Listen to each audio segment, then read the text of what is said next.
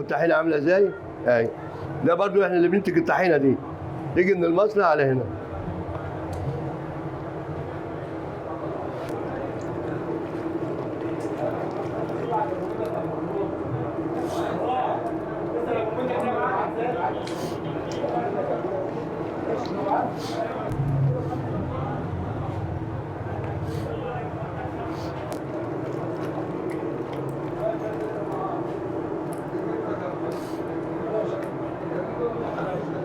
وبعدين الطحينه بقلب انا كده.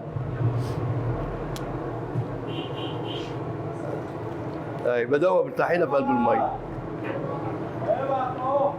طيب لو ست بيت عايزه يعني تعمل معيار في البيت مثلا على قدها كيلو او نص كيلو تعمل ايه؟ هي بص اقول لك انا حاجه، كوبايتين ميه مع كوبايه طحينه، يعني كوبايتين. كوبايه اللي هي قد ايه؟ كوبايه شاي ولا كوبايه شاي زي ما هي عايزه، المقادير اللي هي عايزاها. اذا كانت يعني التلتين والتلت، التلتين ميه والتلت طحينه، اللي هي طحينه بالشطه، طحينه من غير شطه، طحينه بالزبادي، وطحينه بالحمص، وطحينه بابا غنوج. لازم اساسي مع الطحينه. ادي الكزبره انا اللي بجيبه بطحنه على ايدي. يعني سر الطحينه عندك كده. ما هي دي بقى، ما بجيبش حاجه يعني كل حاجه على ايدي انا بعملها، حتى بجيبها من زارع ولا غربله واعملها. ده كمون ده كده خلاص اهو، كده ما فيش بقى كده. بالنسبه كده الطحينه اتعملت. المكونات اللي في الحله كلها دلوقتي عملت ميه سخنه وطحينه وتوابل تمام حاليا. انا بقى عايز اربط الطحينه بقى اللي انت تاخديها. نسبه التركيز بتاعه 5%. نسبه الايه؟ التركيز 5%. اللي تعمله على ايدك؟ نسبة تركيز 5%. لا أنا بشتريه من المصنع. أيوه أدي سيادتك أهو. أنا هعمل كده تلاقي الطحينة نزلت الطحينة. أهي. يعني السر هنا في الخل. أهو.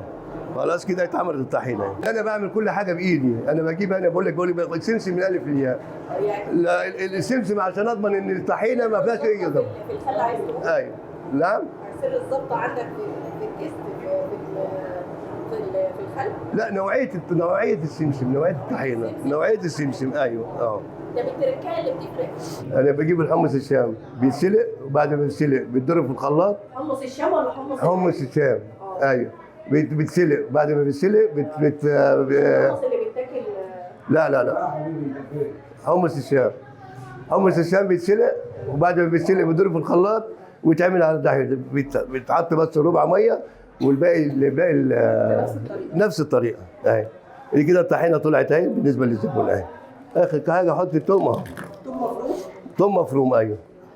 صلاحيتها بقى بتقعد قد ايه؟ دي بالنسبه بقول لك انا حاجه، طلعتيها في الفريزر من بعد سنه ممكن تطلع تاكل منها. في الثلاجه بتقعد 3 ايام، وهي اللي طول 3 ايام وهي كويسه وحلوه. زوديها اتجفت شويه، تزوديها شويه زيت، هتلاقيها رجعت تاني زي ما هي. زودها ايه؟ شويه زيت. اي